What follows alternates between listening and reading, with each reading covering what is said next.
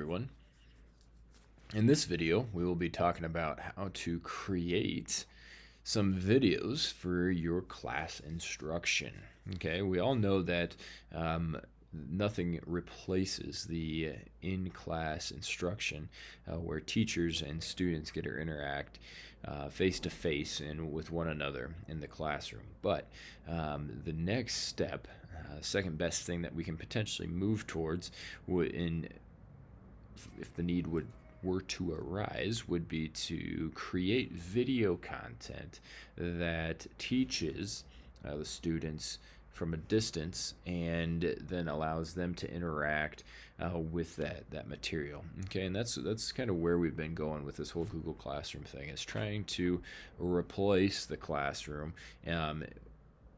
And we'll never be able to replace the classroom, but if we were to have to move away from the traditional classroom setting for an instance such as a pandemic, again, then we would have the tools. Okay, so creating video content is the concept really for this video. So how do we do that? Okay, so you'll see I have my notes posted here. Now this is just a PowerPoint. There's no video connected to it. So let's say I want to record over my PowerPoint.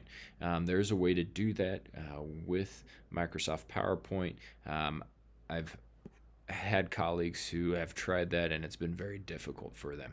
Okay, so a couple different things to use. Okay, one, to stay within the Google Suite, if you were to go and download the app to your phone, my understanding from reading, and this article specifically here says that, hey, you can actually record a video through the Google Classroom app on your phone. Okay, so that is one way to get this done. Another way to go about recording videos is to go to your My Drive and the Google Drive and click New. Now, unfortunately, there are no apps already loaded to the Google Suite that allows you to record. But if you go down to More and then over to Connect More Apps,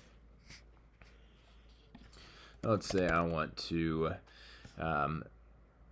look up more video recorders for Google Drive. Go and click that, type that in, and you'll see there are a series of video content creators that you can download to Google Drive, such as Record Videos and Screencastify and Voice Recorder. Now, I would recommend that you do one that you can screen record your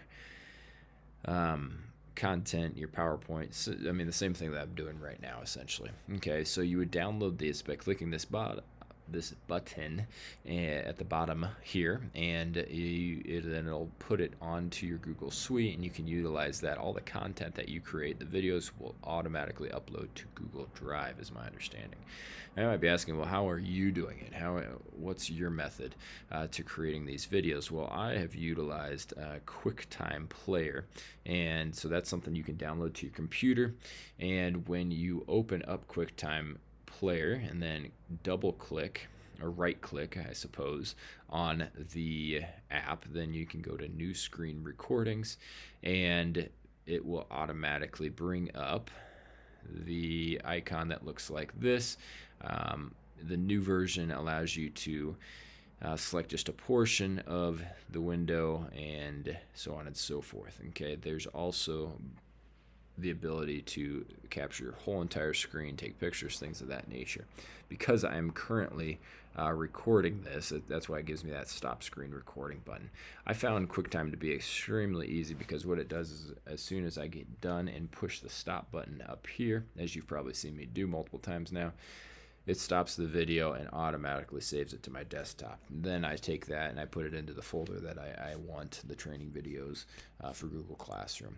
From there, what I have done is then I upload it to YouTube. So it does take a YouTube account. You go to the very top and you click Upload Video. From Upload Video, if it pulls up here, you are taken to the Studio YouTube, and it automatically asks you to select files. Click that and go find the video that you want to upload, and it'll get it done. At the end of this process, you will then have the ability to get a link, and from these three dots right here under Options, just click the link. get shareable link, and then post it to your material that you're going to post for your class. Okay, sounds like it's very intensive, but it really is not. It's a few simple steps. If you just do that each and every time and record yourself, it works out well. Okay, and I'll be honest with you, it takes me sometimes once or twice at the beginning of this process, getting back into recording videos like I did last spring for students, for staff. It takes me a couple to get back into just talking to myself and talking to my screen before I feel good and comfortable. I will mess up sometimes in videos. You've heard that, but don't let that stop you. Don't feel like you have to edit every video to perfection. Okay, this isn't a videography class or a production class. So with that being said, students want to hear your voice. They want to hear your thoughts. They want to learn from you. Okay, that's why they love being in your class. So let's give them that opportunity by creating video content for them based on our lessons. Okay, so with that being said, I hope that helps, and thanks again.